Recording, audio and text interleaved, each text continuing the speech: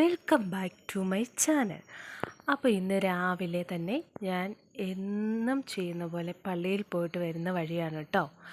അപ്പോൾ രാവിലെ പള്ളിയിൽ പോകുക എന്ന് പറഞ്ഞാൽ നമ്മുടെ മനസ്സിനെയും ശരീരത്തെയും നല്ലൊരു റീഫ്രഷ്മെൻറ്റിലേക്ക് എത്തിക്കുക എന്നത് മാത്രമല്ല, നല്ലൊരു ഫ്രഷ് എയറൊക്കെ കൊണ്ട് നടന്ന് പള്ളിയിൽ പോയി സ്വസ്ഥമായി തിരികെ എത്തുമ്പോൾ നമുക്ക് വീട്ടിലത്തെ പണികളും നമ്മുടെ അന്നത്തെ ദിവസവും എല്ലാം ഭയങ്കര ഫ്രഷായിട്ട് ഫീൽ ചെയ്യും കേട്ടോ. അപ്പോൾ അതുകൊണ്ട് ഞാൻ എന്നും രാവിലെ നടന്ന് പള്ളിയിലൊക്കെ പോയിട്ട് തിരിച്ചു വന്നിട്ടാണ് നമ്മുടെ വീട്ടിലെ പണികളൊക്കെ ചെയ്യുക. അപ്പോൾ ഇതാ വന്നത് ഉടനെ ഞാൻ കാപ്പി റെഡിയാക്കി. എപ്പോഴും തൈര് കടയിൽ നിന്ന് വാങ്ങിക്കാറില്ല. ഞാൻ പാല് വാങ്ങിക്കുമ്പോൾ അതിൽ നിന്ന് ഒരു ഗ്ലാസ് വെള്ളം ചേർക്കാതെ തിളപ്പിച്ച് ഊറ്റി വെച്ചതിന് ശേഷമാണ് ഞാൻ ചായ എടുക്കാറ്. അപ്പോൾ ഡെയിലി കുറേശ്ശെ നമ്മളുടെ ഉറക്കകത്തേക്ക് ഒഴിച്ചു വയ്ക്കുമ്പോൾ നമ്മുടെ വീട്ടിലെ ആവശ്യത്തിനുള്ള നമുക്ക് തൈര് വീട്ടിൽ തന്നെ ഉണ്ടാക്കിയെടുക്കാനായിട്ട് പറ്റും. അപ്പോൾ എന്നും നമുക്ക് വെളിയിൽ നിന്ന് തൈര് വാങ്ങിക്കേണ്ടതായിട്ട് വരികയില്ല. എപ്പോഴും നമ്മുടെ വീട്ടിൽ ഇങ്ങനെ തൈര് ഉണ്ടാവും. അപ്പോൾ ഞാൻ അങ്ങനെയാണ് കേട്ടോ ചെയ്യുന്നത്. അപ്പോൾ ഇന്നത്തെ റെസിപ്പി എന്ന് പറയുന്നത് ഈസി ആയിട്ട് ഉണ്ടാക്കാൻ പറ്റിയ ഒരു എഗ് റോസ്റ്റ് ഉണ്ടാക്കാമെന്ന് വിചാരിക്കുന്നു.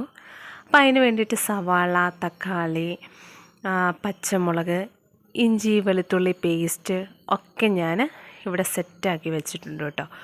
ഒരു പണി ചെയ്യുന്നതിന്, ഒരു കറി ഉണ്ടാക്കുന്നതിന് മുമ്പ് നമ്മളതെല്ലാം സെറ്റ് ചെയ്ത് വെച്ചിട്ട് ആ ഒരു കറി ഉണ്ടാക്കുകയാണെങ്കിൽ എളുപ്പത്തിൽ നമുക്കത് ചെയ്തെടുക്കാനായിട്ട് പറ്റും. ഉണ്ടാക്കുന്നതിൻ്റെ ഇടയ്ക്ക് അങ്ങോട്ടും ഇങ്ങോട്ടും എല്ലാം ഓടി നടക്കേണ്ടതായിട്ട് വരികയില്ല.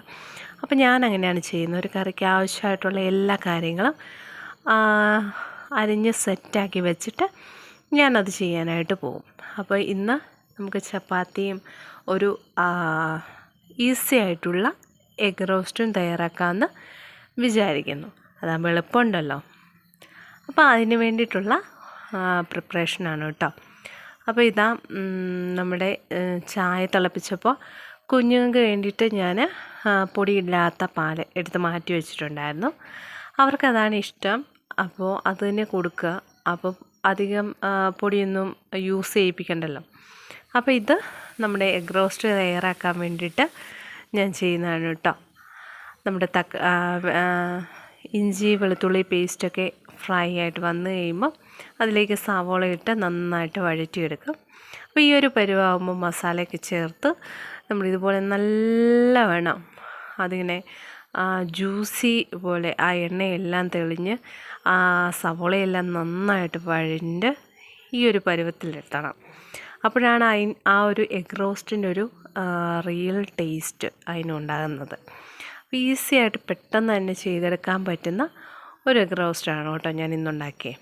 അപ്പോൾ ഇതാ നമ്മൾ റെഡിമെയ്ഡായിട്ട് മേടിച്ചിട്ടുള്ള ചപ്പാത്തിയാണ്.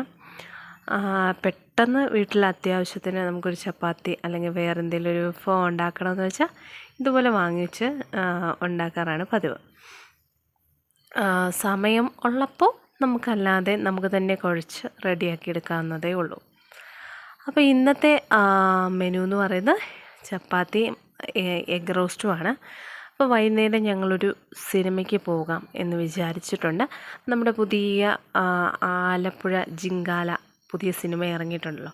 അപ്പോൾ അത് ഫാമിലിയായിട്ട് പോയി ഒന്നിച്ച് കാണാമെന്നാണ് വിചാരിക്കുന്നത്. ഇടയ്ക്കൊക്കെ നമ്മൾ എല്ലാവരും ഒന്നിച്ച് സിനിമയ്ക്കൊക്കെ പോയി അടിച്ചു പൊളിച്ച് ആ ഒരു ഫാമിലി ടൈം എൻജോയ് ചെയ്യുമ്പോൾ നമുക്കൊരു സ്പെഷ്യൽ ഒരു എനർജിയാണ് ലൈഫിലുണ്ടാകുന്നത്. ഇതുപോലെ ലൈഫിലെ മൊമെൻറ്റ്സൊക്കെ എൻജോയ് ചെയ്യുക കേട്ടോ. അപ്പോൾ ഇത്രയേ ഉള്ളൂ ഇന്നത്തെ വ്ളോഗ്.